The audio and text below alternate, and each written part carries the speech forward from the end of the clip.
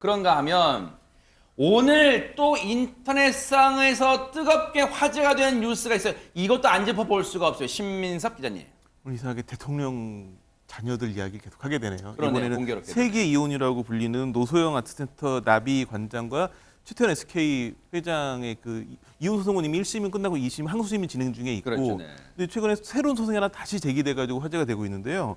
그 노 관장 그 대리인 측에 의하면은 SK 최태원 회장의 동거인인 노 관장의 혼인관계 생활에 파탄을 초래했고, 그로 인해 노 관장이 극심한 정신적 고통을 겪었기에 30억 원의 손해배상 청구 소송을 서울가정법원에 제기했다라고 밝히면서 그 가정 파탄과 배우자, 자녀에 대한 정신적 고통에 대한 책임을 물을 수 있는 유일한 방법이라고 소송을 얘기했는데, 표현이 굉장히 거친 표현이 많이 나는데 제가 좀 눈길을 끌었던 표현은 가정 유지를 호소했던 노 관장에 대한 조롱이자 축출 행위 뭐 이런 표현까지 등장해가지고 좀 굉장히 화제가 됐었습니다.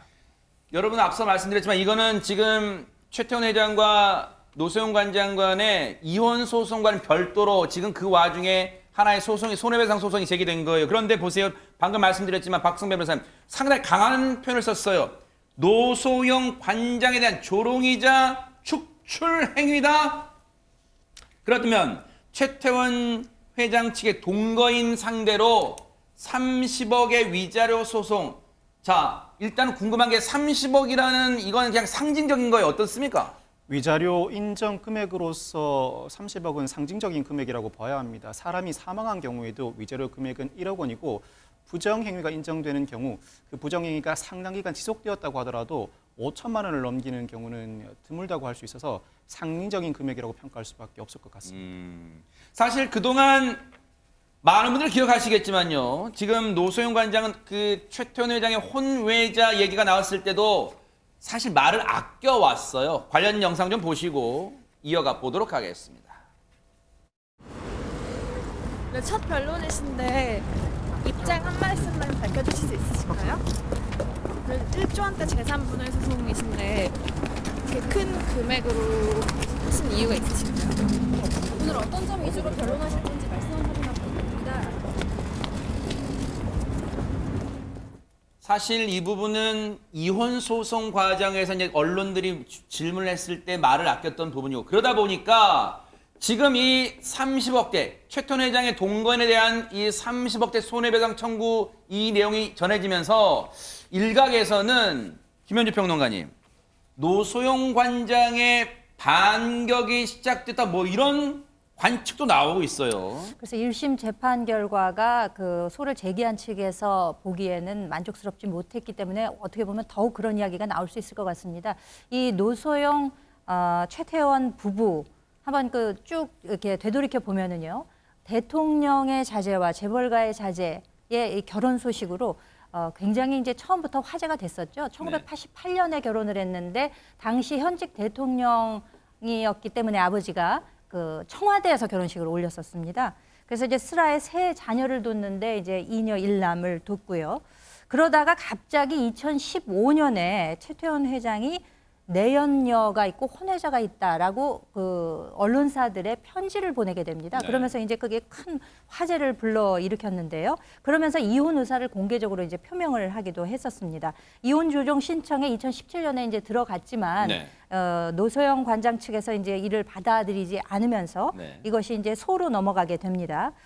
그리고 본인은 가정을 지킬 것이고 이혼은 할 수 없다라는 뜻을 분명히 밝혔는데요. 합의의원회는 실패하게 된 것이죠. 그래서 이후에 이제 최태원 회장 측에서 이제 이혼 소송을 제기를 하고 2019년에 이르러서 노소영 씨가 12월에 희망이 안 보인다. 그래서 본인은 원하는 행복을 찾아가겠다라고 하면서 이혼 맞소송을 반소를 제기하면서 네.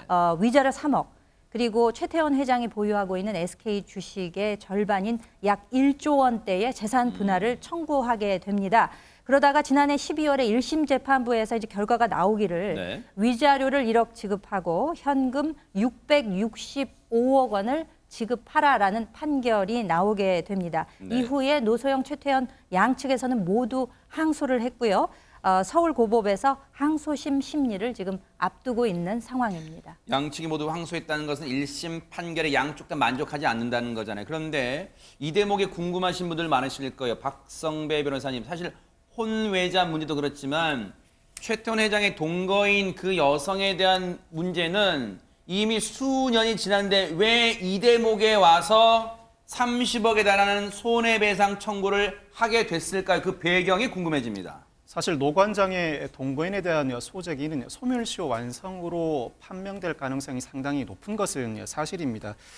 이 소 자체가 불법 행위를 원인으로 한 손해배상 청구 소송인데 부정행위를 인지한 시점으로부터 적어도 3년 내에는 청구하거나 소를 제기했어야 합니다. 그럼에도 불구하고 소를 제기할 때는 현재까지도 부정행위가 지속되고 있으니 불법 행위가 계속되고 있음을 전제로 해서 소멸시효가 완성되지 않았다는 취지로 소장을 구성할 것으로 예상되는데 그럼에도 불구하고 혼인관계가 파탄된 이후의 관계 지속은 부정행위로 평가되지 않는다는 점에서 소멸시효로 기각될 가능성이 상당히 높아 보입니다. 사실 이혼 소송을 염두에 둔 여론전이라고 평가할 수도 있고 1심에서 생각보다 재산 분할과 위자료 액수가 낮게 책정된 상황에서 노 관장은 항소심 단계가 마지막 단계라고 판단하고 있는 것 같습니다. 사실 대법원 단계까지 사건을 끌고 갈 경우에 결론이 뒤바뀔 가능성은 상당히 낮다. 지금으로서 할 수 있는 모든 법적 조치를 다 한다는 관점에서 동거인에 대한 소도 뒤늦게 제기했다고 평가할 수 있을 것 같습니다. 자, 그러면 노소영 관장 측의 최태원 회장 동거인에 대한 30억 손해배상 청구 소송 관련해서 혹시 최태원 회장 측의 입장은 나왔을까요? 주희향 변호사님. 예, 최 회장 측도 곧바로 언론에 입장문을 발표했습니다. 그 내용은 지금까지는 원만한 해결을 위해서 입장 대응을 좀 늦게 해왔는데 노 관장이 1심 선고 이후 지속적으로 사실관계를 악의적으로 왜곡해 언론에 배포하는 등 개인 인신공격을 반복해서 회복할 수 없는 피해가 발생하고 있다고 주장했습니다. 이 전날 소송 제기에 대해서는 소 제기와 동시에 이례적으로 미리 준비해둔 보도자료를 배포하며 또다시 사실을 왜곡하고 여론을 호도하고 있다. 확인되거나 확정되지 않은 사실관계를 유리하게 왜곡하고 편집한 것이라고 비판했습니다. 양측의 지금 분위기가 마치 마주보고 달리는 기관차 같다는 느낌을 지울 수가 없어요. 이 부분은 일단 차분하게 법원의 판단을 계속해서 지켜보도록 하겠습니다. 보고 계십니까? 대박 사건. 네, 안녕하십니까? 김명준입니다. 여러분과 함께하는 뉴스파이터. 다양한 소식과 뉴스를 보고 싶으시면 화면 오른쪽을 꾹 눌러 구독해 주시길 바랍니다. TV로도 유튜브로도 여러분께 한 발 더 다가가겠습니다. MBN 뉴스와 뉴스파이터를 사랑해 주셔서 고맙습니다.